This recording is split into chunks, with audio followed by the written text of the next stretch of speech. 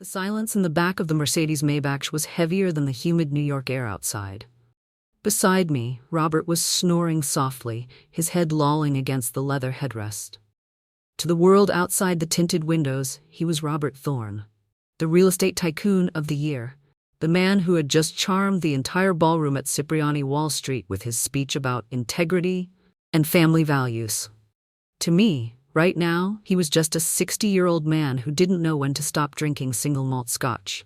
I adjusted the silk shawl over my shoulders, my eyes scanning him with the same critical precision I used when inspecting a construction site. There was a wine stain on his lapel, barely visible against the navy fabric, but I saw it. I always saw the flaws. That was my job. That was my curse.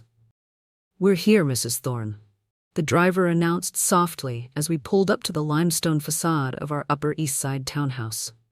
Getting Robert inside was a choreographed routine. The doorman helped me guide him into the elevator, and by the time we reached the master bedroom, he was dead weight. I pushed him onto the fret linens of our bed, unbuttoning his collar so he wouldn't choke in his sleep. "Valerie, you're the best," he mumbled, his words slurring into the pillow. "My rock."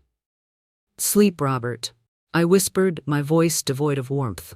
I began the ritual of undressing him, not out of affection, but out of habit. A suit like this, a custom-made Brunello Cucinelli, shouldn't be ruined by a night of tossing and turning. I slid the jacket off his shoulders, folding it with practiced ease.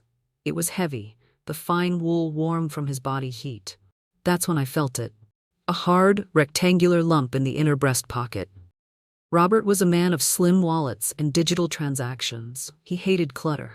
Curious, I reached inside, expecting perhaps a forgotten cigar case or a business card from a potential investor. My fingers brushed against cool, matte plastic. I pulled it out. It wasn't a cigar case. It was a key fob. I walked over to the vanity table, switching on the magnifying lamp I used for reviewing intricate textile weaves. Under the harsh LED light, the object revealed its secrets. It was a high-security smart key, sleek and black, with no branding except for a tiny, embossed geometric symbol near the base. My heart skipped a beat, then hammered against my ribs. I knew that symbol. I had designed it. It was the logo for the Onyx, the ultra-luxury residential tower in Soho that Robert's firm had completed last year. I had spent 6 months curating the interiors for the lobby and the penthouse suites. But that wasn't what made my hands tremble. "The Onyx is sold out, Val," Robert had told me 3 weeks ago, popping a bottle of Dom Perignon to celebrate. "Every single unit, even the reserve penthouse. An anonymous buyer from Dubai took it for cash." If the building was sold out and the buyers had moved in, why did my husband have an active master access key in his dinner jacket? I looked back at the bed. Robert was deep in a drunken slumber, one arm thrown carelessly over his eyes. He looked peaceful, innocent even. For 30 years, I had built a life around this man. I had polished his rough edges, designed his homes, and curated his public image until he shone like a diamond. I thought we were partners. I thought we were solid. But architecture taught me one thing. Cracks always start where you can't see them. I didn't scream. I didn't wake him up to demand answers. That would be messy, and I didn't do messy. Instead, I pulled out my iPhone 15 Pro Max. I turned off the flash and took 3 high-resolution photos of the key fob, focusing specifically on the serial number laser-etched on the side, PH01M. Penthouse 01, Master. A cold realization washed over me, numbing the shock. The anonymous buyer wasn't from Dubai. The buyer was right here, snoring in my bed, and he was hiding something, or someone, in the most expensive apartment in the city. I slipped the key back into his jacket pocket, exactly as I had found it. I hung the suit in the closet, smoothing out the wrinkles. When I turned off the light and lay down beside him, the room felt different. The air was thinner. I stared at the ceiling shadows, my mind racing faster than it had in years. Robert thought he was the architect of this city, but he had forgotten who designed the interiors. He built the walls, but I knew where the doors were. And tomorrow, I was going to walk through one. The next morning, the headache Robert complained about was my greatest ally. He was still groggy, nursing a glass of tomato juice and 2 Advil in the master suite, complaining about the bad wine at the gala. While he was distracted by his own misery, I slipped the black key fob from his jacket pocket into my Hermes Birkin. "I have a site visit in Tribeca," I told him, my voice steady. "I'll be back by lunch."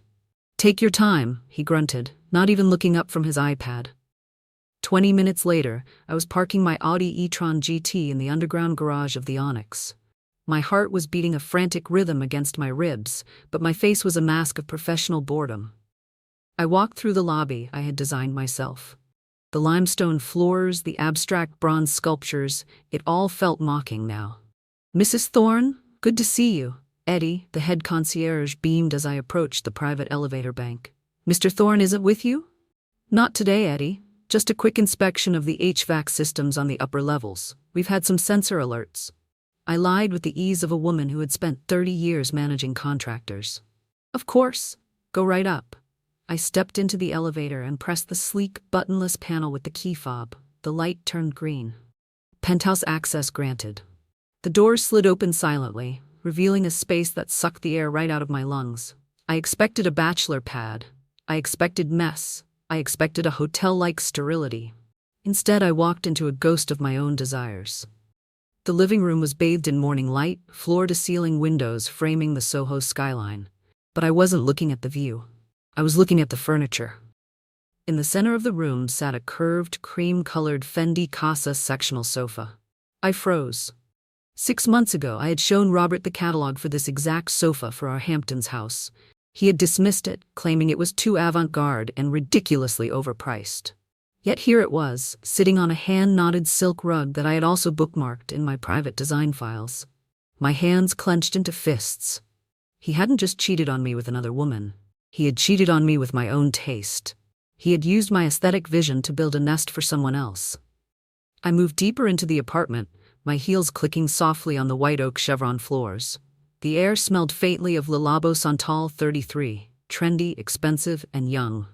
I walked into the master bedroom. The bed was unmade, sheets tangled. On the nightstand, next to a half-empty bottle of Fiji water, sat a watch. I picked it up, a Rolex Daytona, with a rose gold face. It was Robert's. He had told me he left it at the golf club last week. He lied. He didn't leave it at the club. He left it here because he felt safe here. This wasn't a fling. This was a second life. My eyes drifted to the sleek writing desk near the window. A stack of papers sat under a heavy marble paperweight. I shouldn't have looked. But I did. The document on top wasn't a love letter. It was a draft from a law firm I recognized, one that specialized in aggressive asset protection. The title made my blood run cold. Thorne versus Thorne, Strategy for Dissolution of Assets. I flipped through the pages, my fingers trembling slightly. Highlighted paragraphs detailed a plan to hide capital in offshore shell companies, devaluing his primary holdings so that when he eventually filed for divorce, I would be entitled to a fraction of what we actually owned. There were notes in the margins in Robert's handwriting. Ensure the gallery is appraised at minimum value, and trigger the morality clause if possible. He wasn't just planning to leave me. He was planning to destroy me. A notification chimed on my phone. A text from Robert. "Feeling better. Heading to the office. Where are you?" I looked at the time. I had been here 10 minutes. It felt like 10 years. I carefully placed the papers back exactly as they were, ensuring the edges aligned perfectly. I put the Rolex back on the nightstand, angling it just so. I needed him to think he was safe. I needed him to think I was still the oblivious, aging wife who cared only about flower arrangements and charity luncheons. As I backed out of the room, I caught my reflection in a large, antique mirror. I looked pale, but my eyes were burning with a cold, hard fire. I wasn't just a designer anymore. I was a demolition expert surveying a condemned building. And I knew exactly where to place the explosives. I didn't go to the office. I couldn't bear the thought of sitting in my glass-walled studio picking out fabric swatches while my life was being dismantled behind my back. Instead, I drove across the Brooklyn Bridge, the steel cables slicing through the gray sky like the bars of a cage. I parked my Audi in front of a converted warehouse in Dumbo. This was Lucas's domain. At 35, Lucas was a cybersecurity ghost, a man who could find a needle in a digital haystack. He was also the son of my late best friend and the only person in the world I trusted with my shame. Inside his loft, the air hummed with the sound of cooling fans from server racks. Lucas didn't offer me tea or sympathy. He saw the look on my face and simply pointed to the leather armchair beside his desk. "I need you to trace a serial number," I said, sliding my phone across his desk. The photo of the key fob was on the screen, and I need to know who owns a company called Apex Consulting. That was the name on the legal documents I had glimpsed at the penthouse. Lucas cracked his knuckles and began typing on his MacBook Pro M3. The rhythmic clacking of the keyboard was the only sound in the room for 10 agonizing minutes. "The key fob is registered to the primary resident of the Onyx penthouse," Lucas said, his eyes scanning streams of data on his 3 monitors. "But the lease isn't in Robert's name, it's held by a shell corporation." "Apex Consulting," I whispered. "Exactly, and here is the signatory for Apex." He hit a key, and a driver's license photo popped up on the center screen. The air left my lungs as if I'd been punched. It was Sienna. Sienna, the 28-year-old marketing director Robert had hired last year. Sienna, whom I had invited to our Thanksgiving dinner because she mentioned she had no family in the city. Sienna, whose fresh perspective on design I had foolishly complimented. She's a child," I stammered, nausea rising in my throat. "She's a rich child, Val," Lucas said, his voice grim. "Look at the financials." He pulled up a bank ledger. "Robert has been funneling consulting fees to Apex for 18 months. $5 million, Val. That's liquid capital from your joint investment accounts. He's draining the liquidity so there's nothing for you to claim when he files." I stared at the screen. The numbers blurred. $5 million. That wasn't just money. That was the retirement fund we had built for our golden years. That was the profit from the sale of my first design firm. He was stealing my past to fund his future with a girl young enough to be his daughter. "He thinks I'm stupid," I said, the shock hardening into something cold and sharp. "He thinks I'm just the wife who picks the curtains." "Val, this is bad," Lucas said gently, turning his chair to face me. "If he triggers the divorce now with the assets hidden like this, you'll be fighting for scraps for years. You need to freeze him out, but you need legal cause." "I don't just want legal cause, Lucas. I want total ruin." I stood up, smoothing the front of my Burberry trench coat. My hands were no longer trembling. The image of Sienna smiling at me across my own dining table burned in my mind. She had eaten my food, engaged in polite conversation, all while sleeping with my husband and living in a house decorated with my stolen dreams. "Can you access the smart home system in the penthouse?" I asked. Lucas smirked, a dangerous glint in his eyes. "It's an IoT system. If it's connected to the internet, I can own it." "What do you want to do? Shut off the lights?" "No," I said, walking to the door. "I want to change the scenery." I walked back to my car, the cold wind off the East River biting at my cheeks. I sat in the driver's seat of the Audi, the silence of the cabin enveloping me. I looked in the rearview mirror. I saw a 58-year-old woman with fine lines around her eyes, a woman who had given everything to a man who saw her as an expiring asset. I reached into my bag and pulled out my Tom Ford lipstick, shade Scarlet Rouge.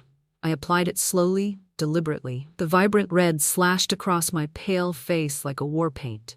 I wasn't going to cry. I wasn't going to beg. I picked up my phone and saw a notification. A calendar reminder, dinner with the board of directors next week. I smiled, but it didn't reach my eyes. "Lucas," I texted him via Signal. "Get ready, we're going to redecorate." The hiss of the Nespresso Creatista machine was the only sound in our kitchen. I watched the dark liquid stream into the porcelain cup, counting the seconds to steady my breathing. 1, 2, 3. I walked into the living room, placing the cup on a coaster beside Robert. He was lounging on the sofa, scrolling through Bloomberg on his iPad Pro, the blue light illuminating the deepening lines on his forehead. "Thanks, Val," he muttered, not looking up. "Market is volatile today." "It always is," I said, sitting opposite him, crossing my legs. I took a sip of my herbal tea. "I've been thinking about next week, your 60th birthday." Robert stiffened. Just a fraction, a tightening of the jaw. "I told you, I don't want a fuss, just a quiet dinner. Maybe at Le Bernardin." "Nonsense," I smiled, the picture of a doting wife. "You're Robert Thorne. You don't do quiet. Besides, we need to address the rumors about the firm's liquidity. People are talking, Robert." He finally looked at me, eyes narrowing. "What are you suggesting?" "A statement party," I said, leaning forward. "We host it at the Onyx." The color drained from his face so fast it was almost comical. He set the iPad down, his hand trembling slightly. The Onyx? Val, I told you the building is fully occupied. The penthouse was sold to that guy from Dubai. We can't just barge in. I know, I lied smoothly, but I ran into the building manager this morning. He mentioned the penthouse owner is traveling for the next month. The unit is sitting empty. You spoke to the manager? Robert's voice squeaked. Briefly, I was thinking we could use the rooftop terrace and the penthouse living area. It's the perfect showcase for your legacy. Imagine the press, Robert, standing on top of the world in the building that defined your career. I watched the gears turn in his head. He was trapped. If he refused, he would look suspicious. Why would a developer turn down free, massive publicity for his flagship property? If he agreed, he risked exposing his double life. I don't know, Val, he stammered, loosening his tie. It seems intrusive. The owner might not like it. I already drafted the email to his representative, I pressed, bluffing. If you say no, I'll just cancel it. But the board was so excited when I mentioned the idea earlier. I had dropped the anchor. By mentioning the board, I cut off his retreat. He couldn't say no to them. Robert exhaled a long, defeated sound. He ran a hand through his graying hair. He was calculating. He was thinking he could pull it off. He was thinking he could get Sienna out of there for a weekend, stage the apartment, and play the hero. Fine, he said, forcing a smile that looked more like a grimace. It's a bold idea. Let's do it. But let me handle the logistics with the building staff. I don't want you stressing over details. You're too good to me, I cooed. I need to make a call. To the caterers, he said, standing up abruptly. He grabbed his iPhone and walked quickly toward the terrace doors, sliding the glass shut behind him. I didn't move. I didn't need to follow him. I reached over and picked up his iPad Pro. Robert was a brilliant architect, but he was a technological dinosaur. He treated his Apple devices like separate entities, never realizing that his iMessage account was synced across all of them because he used the same iCloud ID. I unlocked the screen. Passcode 1965, his birth year. Predictable. The Messages app was already open. I watched in real time as the blue bubbles appeared, sent from his phone on the terrace. 2. Sienna, Apex, code red. She wants the party at the apartment next Saturday. You need to clear out. Everything personal. Now. A pause. Then, the 3 dots of a reply danced on the screen, from Sienna Apex. Are you insane? Where am I supposed to go? I have friends coming over this weekend. 2. Go to the Four Seasons. I don't care. Just scrub the place. If she sees one hair, one earring, we are dead. I'll transfer $50K for the trouble. I stared at the number. $50K. $50,000 to hide a mistress for a weekend. He threw money at problems like it was confetti. I placed the iPad back on the table, exactly as he had left it. My hands were cold, but my heart was racing with a dark, adrenaline-fueled joy.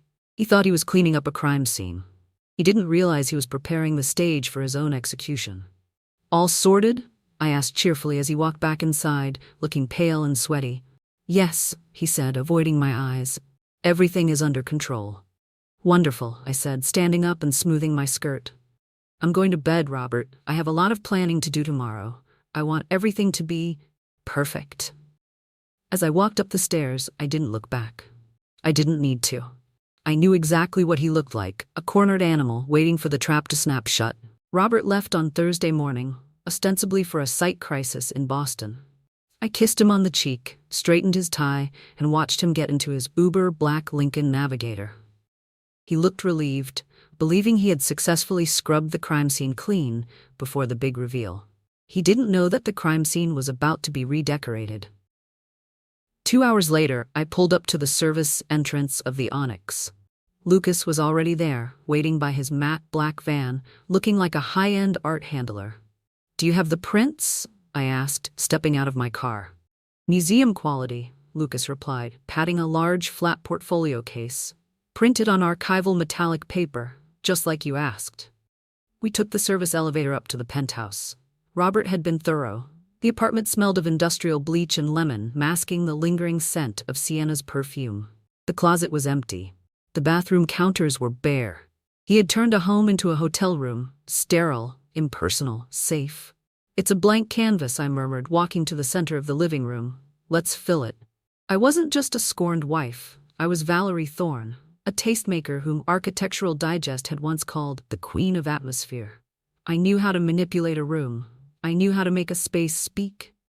Start with the hallway, I directed Lucas. We began hanging the art I had curated. To the untrained eye, they were moody, avant-garde black and white photographs. High contrast, heavy grain, artistic blur. To the public, the large piece over the fireplace looked like a study of shadows on curved marble. But I knew what it was. It was a zoomed-in, cropped shot of Sienna's shoulder and neck, taken by a private investigator I'd hired days ago, showing the distinct diamond necklace Robert had bought her. To the guests, the triptych in the dining room appeared to be abstract landscapes. In reality, they were long-exposure shots of Robert's car parked outside Sienna's gym at 2 a.m., the license plate smeared into a streak of light, but the silhouette of the car unmistakable. "This is twisted, Val," Lucas said, hanging a frame with precision. "It's brilliant, but it's twisted." "It's not twisted, Lucas. It's perspective," I said, adjusting the angle of a frame by a millimeter. "Art is about eliciting emotion. I want my husband to feel something very specific when he walks in here." "Terror?" Lucas guessed. "Recognition," I corrected. While I staged the visuals, Lucas went to work on the invisible architecture. He opened his laptop and connected to the apartment's Crestron smart home system. "I'm locking the lighting presets," Lucas explained, his fingers flying across the keyboard. "I've set the mood to gallery mode. Dim perimeter, high-intensity spotlights on the artwork. I'm also overriding the manual controls. Once the party starts, Robert won't be able to dim the lights or turn off the music without a master code." "And the code is? Your birthday," Lucas smirked. I walked over to the final piece, the centerpiece that would hang directly opposite the main entrance. It was a blown-up, grainy image of two hands intertwined on a table. One hand wore a heavy signet ring, Robert's Yale class ring. The other hand, slender and manicured, rested on top. I had found the original image on Sienna's private Instagram, which Lucas had cracked. I had applied filters, darkened the background, and turned it into a gritty, noir masterpiece. I hung it up. I stepped back. The room had transformed. It was no longer a sterile box. It was a gallery of betrayal, hidden in plain sight. It was beautiful, elegant, and absolutely lethal. "We're done," I said, checking my watch. "Let's clear out. I want the air to settle before the guests arrive tomorrow." As we left, I took one last look at the room. The spotlights hit the photos, turning the evidence of my husband's infidelity into high art. Robert wanted a statement party. He was going to get one. He was about to host an exhibition of his own sins, and he would have to smile and shake hands while standing right in the middle of it. The elevator doors slid open with a soft chime, releasing a wave of chatter and the scent of expensive perfume into the penthouse. The room was alive. Waiters in white jackets navigated through the crowd with trays of Moet and Chandon, and a jazz pianist played a soft, melancholic tune on the baby grand Steinway. I stood by the terrace doors, a glass of sparkling water in my hand, watching my masterpiece come to life. I wore a midnight blue Armani Privé gown, structural and severe, like a suit of armor made of silk. Robert was by the bar, laughing too loudly at a joke made by a potential investor from Goldman Sachs. He was sweating. I could see the sheen on his forehead even from across the room. He kept glancing around, his eyes darting to the corners, expecting a ghost to jump out. He didn't know the ghosts were already hanging on the walls. "Valerie, darling." The voice cut through the noise. It was Julianne, the art critic for the New York Times. "This space, it's transformative. And the photography. Who is the artist? It's so voyeuristic." "An anonymous talent," I said, gliding over, linking my arm through Robert's as he approached. He stiffened at my touch. "Robert discovered the collection, didn't you, dear?" Yes," Robert stammered, his eyes finally landing on the large piece above the fireplace, the high-contrast shot of the diamond necklace on a woman's neck. He blinked. He squinted. I felt his bicep twitch under his tuxedo jacket. He recognized the necklace. He had bought it at Tiffany's 3 months ago. He looked at me, terror flooding his gaze, but I just smiled at the investors. "And look who's here," I announced, gesturing toward the entryway. Robert turned and nearly dropped his glass. Sienna walked in. She was wearing a red dress that was too tight and too loud for the occasion. She looked confused, clutching a formal invitation. I received an invite from your office, Mrs. Thorne, Sienna said, her voice trembling slightly as she approached us. It said mandatory attendance for senior staff. Of course, I said warmly, stepping forward to take her hand. Her skin was clammy. You're the future of the company, Sienna. You belong here. I positioned her right in front of the triptych, the long exposure shots of Robert's car outside her gym. Sienna, have you seen the art? I asked innocently. This piece is titled The Commute. It captures the repetitive nature of obsession. Sienna looked at the photo, her eyes widened. She recognized the street corner. She recognized the silhouette of the car. Her gaze darted to the next frame, the one of the intertwined hands. The ring. She gasped, a short, sharp sound that was swallowed by the jazz music. She looked at Robert. Robert looked at the wall. They were two statues frozen in a sea of moving people. It's intense, Sienna whispered, taking a step back. It's too bright in here. Robert blurted out, panic rising in his voice. The lighting, it's too harsh on the photos. Let me dim it. He rushed to the Crestron wall panel, his fingers jabbing at the touchscreen. Access denied. He pressed it again. Access denied. Is something wrong, Robert? I asked, my voice carrying clearly over the music. The nearby guest stopped talking to listen. The system, it's jammed, he muttered, wiping his brow. Oh, don't worry, I said, raising my voice slightly to address the room. The lighting is locked to showcase the truth. Shadows are for secrets, and we have none of those here, do we? I clinked my spoon against my glass. The room went silent. A toast, I said, standing in the center of the room, flanked by my husband and his mistress, my two puppets. To Robert, a man who builds skyscrapers, but forgets that the foundation is the most important part. And to the Onyx. A building so beautiful, it makes you want to leave everything else behind. I raised my glass. To the truth. To the truth, the guests echoed enthusiastically, oblivious to the carnage happening before their eyes. Robert drank his champagne in one gulp. Sienna looked like she was going to be sick. They were trapped in a box of my design, under lights they couldn't turn off, surrounded by people they couldn't scream at. But the show wasn't over. I saw Lucas enter from the back service door, accompanied by two men in dark suits. They weren't waiters.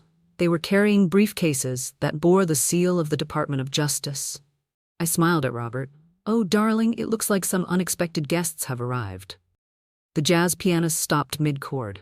The silence that followed was sharp and jagged, piercing the murmur of conversation. The two men in dark suits didn't look like they belonged at a cocktail party. Their suits were polyester blends, not Italian wool. Their shoes were rubber-soled, practical, built for chasing, not dancing. Robert, ever the showman, tried to intercept them near the hors d'oeuvres table. Gentlemen, he boomed, his voice cracking slightly. I don't recall seeing your names on the guest list. Security must have slipped up. The older agent didn't smile. He reached into his jacket and pulled out a leather wallet. He didn't offer a business card. He flashed a badge. Special Agent Miller. FBI Financial Crimes Division, he said, his voice flat enough to iron a shirt on. We're not here for the party, Mr. Thorne. We're here to serve a subpoena regarding the misappropriation of funds from the Thorne Development Trust. A gasp rippled through the room. The guests, bankers, investors, socialites, recoiled as if Robert were contagious. In their world, adultery was a hobby, but embezzlement was a plague. This is ridiculous, Robert sputtered, his face turning a blotchy crimson. My attorneys will have your badges. I am a pillar of this city. You're a suspect in a $5 million wire fraud investigation, Agent Miller corrected calmly, handing him a thick envelope. And as of 20 minutes ago, by court order, all assets linked to you and your known associates have been frozen pending investigation. Robert froze. He looked at the envelope as if it were a bomb. I stood by the window, swirling the ice in my glass. I had timed this perfectly. Yesterday, I had forwarded the forensic accounting files Lucas compiled, the ones showing Robert funneling investor money into the shell company Apex Consulting, to the SEC and the FBI. I wasn't just divorcing him. I was detonating him. This is a mistake, Robert hissed, pulling out his phone. He tapped frantically on his banking app. I'll call my broker. I'll clear this up right now. His face went slack. He stared at the screen. I knew what he was seeing. Account frozen. Contact institution. Then, the agents turned. They didn't look at me. They looked at the woman in the red dress trembling beside the grand piano. "Miss Sienna Miller?" the agent asked. Sienna dropped her champagne flute. It shattered on the marble floor, the sound exploding like a gunshot. I'm just an employee," she stammered, backing away. "You are the registered signatory for Apex Consulting," the agent said, stepping over the broken glass. "We have a warrant to seize all assets purchased with illicit funds. That includes the contents of this apartment." "But he gave it to me," Sienna shrieked, pointing a shaking finger at Robert. "He told me it was a bonus. He said it was legal." "Sienna, shut up," Robert roared, lunging toward her, but a security guard stepped in, blocking him. The room was in chaos. Phones were out, people were recording. The flash of an iPhone camera went off, capturing Robert's snarling face. I watched a notification pop up on the phone of the man standing next to me, the CEO of a rival firm. It was a push alert from the Wall Street Journal app. "Breaking: Thorne Development CEO under investigation for massive fraud. Stock plummets 15% after hours." I took a slow sip of my water. It was crisp and cold. Robert turned to me, his eyes wild, pleading. He needed a lifeline. He needed money. He needed his wife to step in and tell everyone this was a misunderstanding. "Valerie," he choked out, walking toward me, hands outstretched. "Val, tell them. Tell them about the trust. Tell them I would never." I looked at him. I looked at the man I had spent 30 years building up, the man who had traded my loyalty for a younger model and a leased apartment. "I'm sorry, Robert," I said, my voice projecting clearly to the silent room. "I can't help you. My cards work fine, but yours, I think they've been declined." I reached into my clutch and pulled out my American Express Centurion card, the black titanium card that was in my name, linked to my personal inheritance that I had smartly kept separate all these years. "Lucas," I called out to my ally, who was standing by the bar. "Be a dear and order a round of Ubers for the guests. Put it on my card. I don't think my husband can afford to get anyone home tonight." Robert stood there, stripped of his dignity, his money, and his reputation in under 5 minutes. The architect of the city was now just a man standing in a glass cage, watching the walls close in. The last of the guests had scurried out like rats fleeing a sinking ship, clutching their Prada clutches and whispering into their phones. The FBI agents had left us with a court summons and a 24-hour notice to vacate the premises before it was sealed as evidence. Now, the penthouse was quiet. The jazz music had stopped. The air conditioning hummed, cold and indifferent, circulating the smell of stale champagne and disaster. It was just the 3 of us. Me, the husband who betrayed me, and the girl who replaced me. Robert slumped onto the Fendi sofa, the one I had loved, the one he had bought for her. He buried his face in his hands. "You did this," he mumbled, his voice muffled. Then he looked up, his eyes bloodshot, pointing a shaking finger at Sienna. "You and your greed. If you hadn't demanded the title deed to this place, the audit wouldn't have flagged the transfer." Sienna was standing by the window, hugging herself. Her mascara was running down her cheeks. The arrogance she had worn an hour ago was gone, replaced by the feral look of a trapped animal. "Me?" she shrieked, her voice cracking. "You told me you were the CEO. You told me you could do whatever you wanted. You used me to hide your money, Robert. I gave you a life most people dream of." Robert roared, standing up and knocking over a vase of white lilies. The water spilled onto the hardwood floor, dark and spreading like a stain. "And now I have nothing because of you." He turned to me, his expression shifting instantly from rage to pathetic desperation. He took a step toward me. "Val, honey," he pleaded. "You know how these girls are. She manipulated me. She preyed on me during a moment of weakness. I was stressed about the merger. I wasn't thinking. I watched him. It was fascinating in a morbid way. He was trying to rewrite history while the ink was still wet on the arrest warrant." "A moment of weakness that lasted 18 months?" I asked, my voice calm. "A moment of weakness that cost $5 million? It meant nothing," Robert insisted, reaching for my hand. I stepped back. "I love you, Val. We're a team. We can fight this legal battle, with your connections and my knowledge of the system." "Stop lying, Robert," Sienna yelled. She fumbled with her clutch, pulling out her iPhone. Her hands were shaking so hard she almost dropped it. "He doesn't love you, Mrs. Thorne. He hates you. He laughs at you. Put that away," Robert warned, his voice low and dangerous. No, Sienna tapped the screen. Listen to this. Listen to what your team player really thinks. She pressed play. The audio was crisp, recorded in this very room, probably post-coital, intimate and cruel. Robert's voice filled the silence. She's exhausting, Sienna. Val is like an old museum exhibit. Nice to look at for 5 minutes, but you don't want to live with it. She's frigid, controlling, and frankly, she's past her expiration date. I'm just waiting for the trust fund to vest in December. Once I get her signature on the renewal, I'm dumping her at the nursing home. The recording ended. Robert went pale. He looked at me, his mouth opening and closing like a fish on dry land. There was no defense for that. No spin. Sienna looked at me with a twisted sort of triumph, expecting me to crumble. She wanted to see me break. She wanted my pain to validate her existence. But I didn't break. I looked at Robert. For 30 years I had worried about my weight, my wrinkles, my relevance, all to please this man. And here he was, a thief, a liar, and a coward. You know what the funniest part is, Robert? I asked softly. Val, please. The funny part is that you think I'm the one who needs you. I reached for my left wrist. I unclasped the Cartier love bracelet he had screwed onto my arm 5 years ago, a symbol of eternal commitment that requires a screwdriver to remove. I had brought the screwdriver in my purse tonight, specifically for this moment. The gold bangle clattered onto the floor, rolling toward his feet. I'm not a museum exhibit, I said, adjusting my shawl. I'm the curator, and I just de-accessioned a fake. I reached into my bag and pulled out the black key fob, the one I had found in his jacket pocket days ago. The object that started it all. I tossed it onto the coffee table. It landed with a hollow plastic thud. You can keep the key, Robert, I said, turning toward the elevator. But you might have trouble opening the door from a prison cell. Valerie, wait, he shouted, stumbling after me. You can't leave me here with her. You can't leave me with nothing.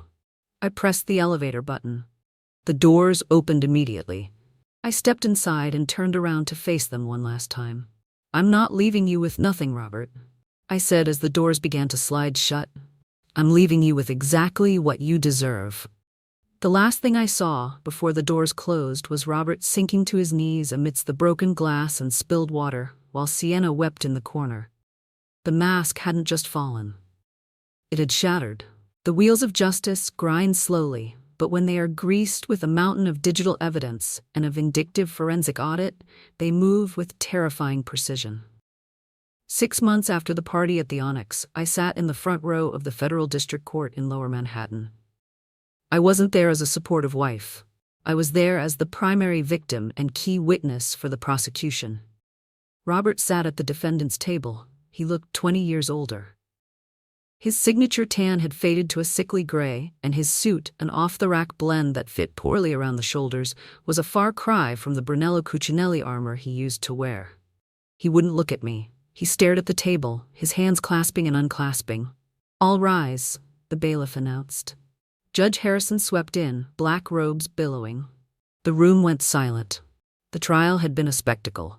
The media had dubbed it the penthouse Ponzi, feasting on the details of the extravagant apartment, the abstract art that hid evidence, and the recorded insults. But today wasn't about the drama, it was about the math. The verdict was read: guilty on 7 counts of wire fraud, 3 counts of securities fraud, and 1 count of money laundering. I watched Robert's shoulders slump. He didn't cry. He just deflated, like a balloon with a slow leak. The arrogance that had fueled him for 60 years had finally run out. Mr. Thorne is sentenced to 60 months in a minimum security federal facility, the judge declared, the gavel banging down like a final nail in a coffin. Restitution of $5 million is to be paid immediately to the defrauded investors.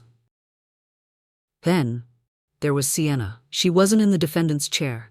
She had cut a deal. In exchange for immunity, she had testified against Robert, laying bare every secret transaction, every offshore account, every lie he had told her. She walked out of the courtroom a free woman, legally speaking. But as she passed me in the aisle, clutching a battered Michael Kors bag, she looked at the floor. The industry had blacklisted her. Her name was toxic. No reputable firm in New York would hire the mistress who helped embezzle millions. She was free, but she was finished. I didn't say a word to her. She didn't deserve my anger anymore. She was just a footnote in a very long, very expensive lesson. After the sentencing, I met my lawyer, Julian, in a conference room down the hall to finalize the divorce. "It's a bloodbath for him, Val," Julian said, sliding a thick document across the mahogany table. "Because of the criminal conviction and the dissipation of marital assets for the affair, the judge invoked the penalty clause in your prenup." I put on my reading glasses, Oliver Peoples frames, sharp and intellectual. I scanned the document. The townhouse on the Upper East Side, mine. The Hamptons estate, mine. The remaining clean investment portfolio, mine. Robert was left with his frozen bank accounts, his debts, and a prison cell. "He sent a message through his attorney," Julian said softly. "He wants to know if you'll visit him. He says he has no one else." I picked up my Mont Blanc Meisterstück pen. The weight of it felt good in my hand. Solid. Real. I remembered the recording. "She's past her expiration date. I'm dumping her at the nursing home." "Tell him," I said, signing my name with a flourish, the ink dark and permanent, "that I'm very busy curating my new life, but I'll send him a subscription to Architectural Digest. That way he can see what I'm building without him." I capped the pen and handed the papers back. "Is that it?" Julian asked. "That's it," I replied. I walked out of the courthouse and into the bright, biting sunlight of a New York autumn. The air smelled of exhaust and roasted chestnuts. It smelled like freedom. My car was waiting at the curb, not the Audi. I had traded it in. A pristine white Tesla Model X sat humming silently, its falcon-wing doors opening as I approached. I slid into the driver's seat. I didn't look back at the courthouse. I didn't look for Robert in the window of the holding cell. I checked my reflection in the rearview mirror. The woman staring back wasn't a victim. She wasn't a discarded wife. She was Valerie Thorne, sole owner of her destiny, and she looked absolutely radiant. The sun in Tuscany hits differently than it does in Manhattan. In New York, the light is sharp, reflecting off steel and glass, demanding your attention. Here in the Val d'Orcia, the light is gold and honey. It pours over the rolling hills and warms the ancient stone of the farmhouse I now call home. I named it Villa La Rinascita, the rebirth. I sat on the terrace, a sketchbook open on my lap. The air smelled of wild rosemary and drying earth. I was no longer wearing the structural Armani suits or the war paint of red lipstick.